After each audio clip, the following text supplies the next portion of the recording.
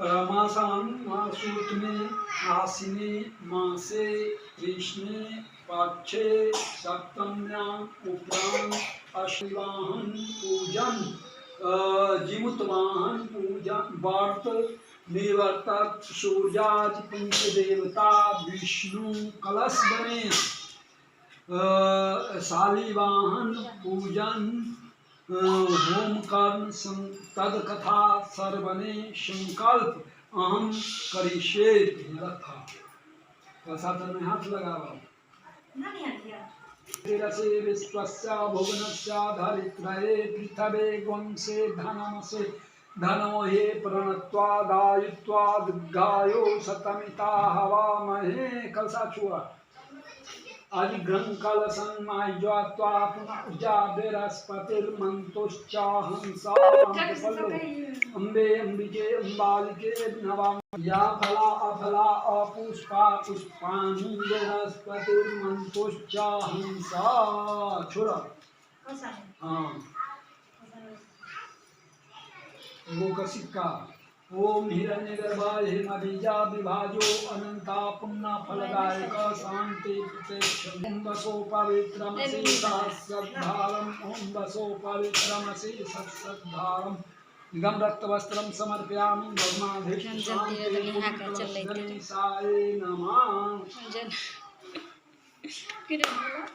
फूल लगा दोनों आदमी हाथ जोड़ा कलशे मुखे विष्णु कंठे कलशे मुखे विष्णु कंठे रुद्रा स्वामी स्त्रिता यात्रा गायत्री सावित्री शांति पुष्टि करी तथा आयंतो दुरीक्षा।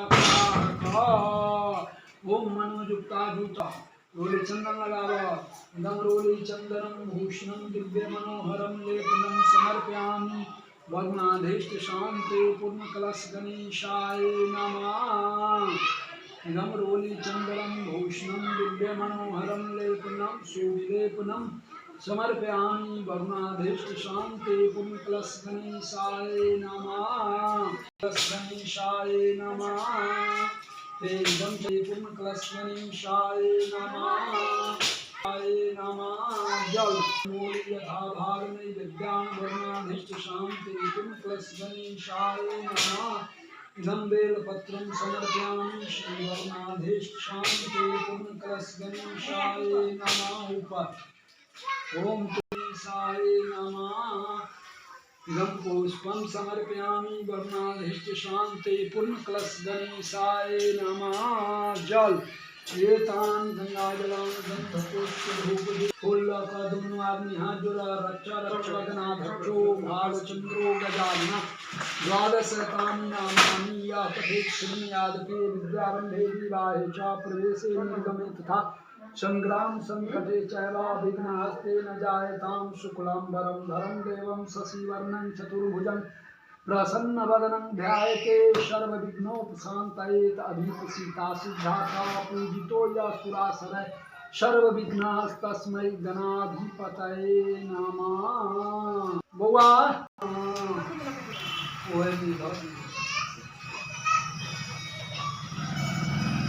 वाहन देवेभ्यो नमः। अमुतवाहन देवेभ्यो नमः। फूल लगा दोनों आदमी हाथ जोड़ा असलंगश्चैवादिरा स्थितो देवस्य पुत्रपुत्रादिना दुराक्षितं सौभाग्यस्य अभिद्धेजा जीवित पुत्रिका अपुत्रिका भर्तोस्तुतं परं च यथा विधि करिष्यामि ते संकल्प कनक अस्त्रासुमय निर्मिता जीवित पुत्रिका तत्त्वं कुरुत जीवित पुत्रिका शुद्धमासनं च स्थान मंत्रश्च जड़ा गौरी धरे तदेव ईश्वरे परमवास्ते येहिं स्वराजनं जिमुतवाहन कृपाया मे अस्ते सिंधो कृष्य यशो ईश्वरे स्वस्तिने च समागते पुनः ऊर्जारूपणं यस्ते पुत्र पुत्रांसना रक्षमेव शिवे शिवकरे नित्याय स्थिता धन्य धनादि अस्तुभ्यं पूजां गृहां कृपा कुरु विद्यां ततो जीवित पुत्रिका जिमुतवाहने वाणी पूज संपूज्यामि नमस्करोमि तंत्र मंत्र महाप जीव जंतो मम पुत्रिका आयुर्वृद्धया पुत्राय त्वा मम नमस्ते न राजन जिमुत वाहन पुत्र पुत्रिके वर्धने जने इति नमस्कृते वांछितं ये ऋषि शौनकादि संसार के कल्याणार्थ के लिए सूत जी से पूछा कि हे सूत जी, कली काल में, इस कलयुग काल में लोगों को बालक किस तरह दीर्घायु होंगे सो कहिए। सूत जी बोले, जब द्वापर का अंत हो रहा था और कलयुग का प्रारंभ हो रहा था, उसी समय बहुत सी शोककुल स्त्रियां ने आपस में सलाह की कि क्या इस कली काल में माता के जीवित रहते हुए पुत्र मर जाए। जब वे आपस में कुछ निर्णय न कर सकी तो गौतम ऋषि के पास पूछने के लिए गई। जब उनके पास पहुंची, उस समय गौतम जी आनंद के साथ बैठे थे। उसके सामने जाकर उन्होंने मस्तक झुकाकर प्रणाम किया और तदंतर स्त्रियों से पूछा कि हे प्रभु, इस कलयुग में लोगों को पुत्री किस तरह का जीवित रहे, इसके लिए कोई व्रत या तप हो तो कृपया कर बताइए। इसी तरह उनकी बात सुनकर गौतम ऋषि बोले, आपस में मैं वही बात कहूँगा जो मैंने पहले सुन रखी है। गौतम जी ने कहा, हे महाभारत युद्ध का अंत हो गया और द्रोण अश्वत्थामा अपने बेटों को मरा देखकर सब पांडव बड़े दुखी हुए।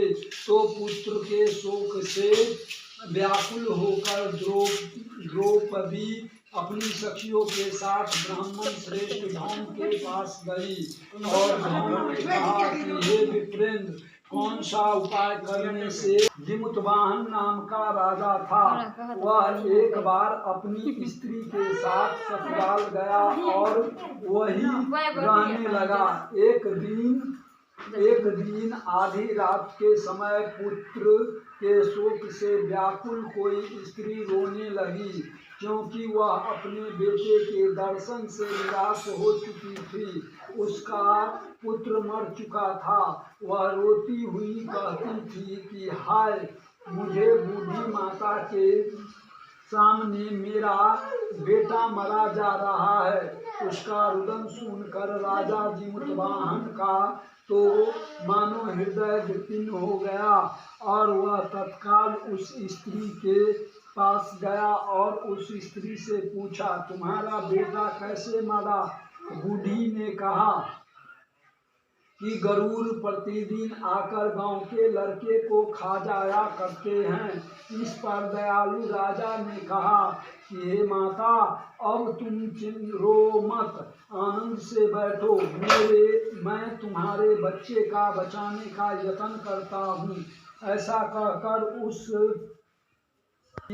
आकर प्रतिदिन मांस खाया करता था। उस समय गरुड़ भी उस पर टूट पड़ा और राजा के शरीर का मांस खाने लगा। जब यति तेजस्वी गरुड़ ने राजा का बायां अंग खा लिया तो झटपट राजा ने अपना दाहिना अंग फेर कर गरुड़ के सामने कर दिया। यह देखकर गरुड़ जी ने वहाँ कहा कि हे देवन्यो,